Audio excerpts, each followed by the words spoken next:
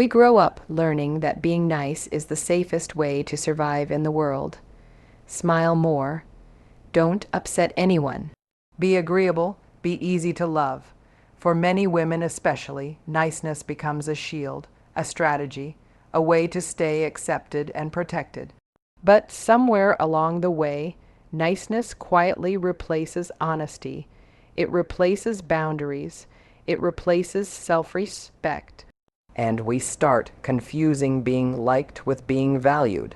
We start believing that if we just give a little more, stay quiet a little longer, tolerate a little more discomfort, then we'll finally earn love, approval, or security.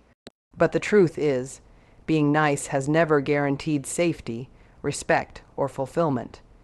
It often guarantees exhaustion, resentment, and a slow disappearance of who you truly are.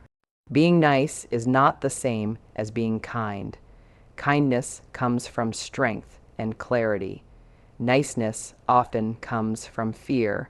Fear of rejection, fear of conflict, fear of being seen as difficult, selfish, or unlovable. When you're nice out of fear, you abandon your own needs to manage someone else's comfort. You say yes when your body says no. You laugh when something hurts. You stay quiet when something feels wrong. You shrink your truth so someone else doesn't feel challenged. And over time, that shrinking becomes a habit. You stop trusting your voice. You stop honoring your instincts. You start living from the outside in, letting other people define what you deserve. There's a quiet cost to this way of living. It shows up as burnout, as anxiety, as emotional numbness, as relationships that feel one-sided or unsafe. You might find yourself giving endlessly while receiving very little. You might feel invisible in your own life. You might wonder why you're surrounded by people, but still feel deeply alone. That loneliness doesn't come from being unlovable. It comes from being unseen, especially by yourself. Because every time you silence your truth to keep the peace, you teach yourself that your voice doesn't matter. Every time you tolerate disrespect to avoid discomfort, you teach yourself that your boundaries are negotiable. Every time you stay small so someone else can feel big, you teach yourself that your worth is conditional. Stopping this pattern doesn't mean becoming cold, aggressive, or unkind. It means becoming honest. It means learning to value your inner experience as much as you value everyone else's. It means understanding that discomfort is not danger, healthy conflict is not betrayal, saying no is not cruelty. Disappointing someone does not make you a bad person. In fact, the courage to be honest, to set limits, and to stand in your truth is one of the deepest forms of self-respect you can practice. When you stop being nice, you start being real. You start listening to what your body is telling you. You notice when something feels off instead of pushing it away. You speak up when something matters instead of swallowing your feelings. You stop over-explaining your boundaries and start honoring them quietly and firmly.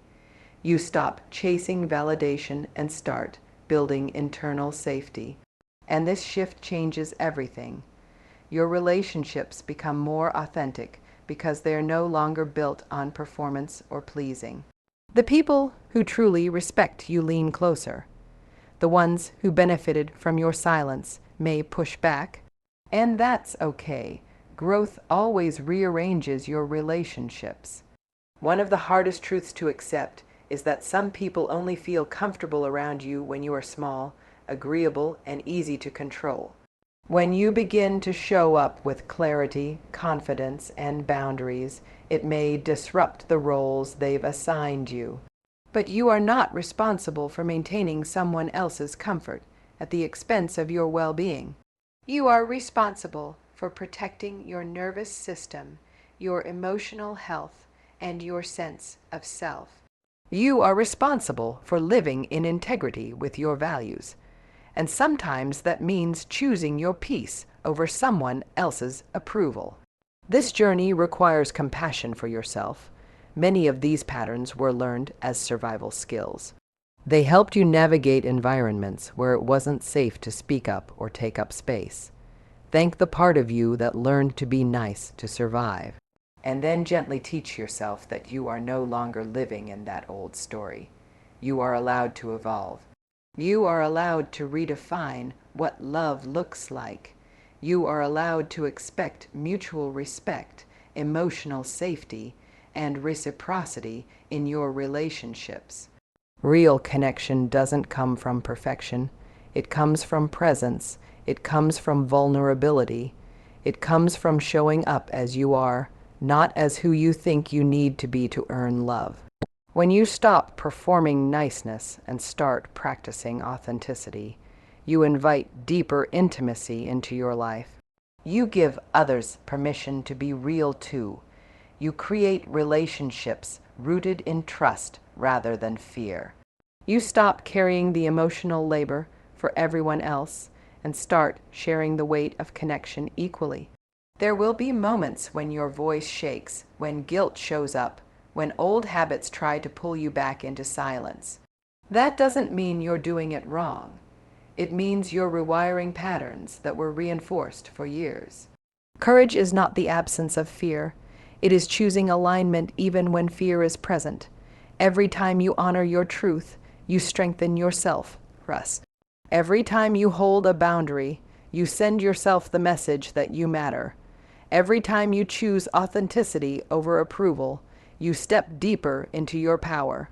You are not here to be endlessly accommodating. You are not here to manage other people's emotions at the cost of your own. You are not here to shrink so someone else can feel secure. You are here to live fully, honestly, and bravely. You are here to experience connection that nourishes rather than drains you. You are here to build a life that feels true in your bones, not just acceptable on the surface. When you stop being nice and start being real, something beautiful happens. You begin to feel grounded in yourself. You walk into rooms differently. You speak with more clarity. You make choices from self-respect instead of fear. You stop chasing love and start allowing love to meet you where you truly stand. And that kind of love, the kind that honors your voice, your boundaries, and your worth, is the love that heals, empowers, and transforms. Your voice matters. Your limits matter. Your truth matters. You do not need to earn the right to take up space. You already belong here, and the moment you stop apologizing for who you are is the moment your life begins to expand in ways you never imagined.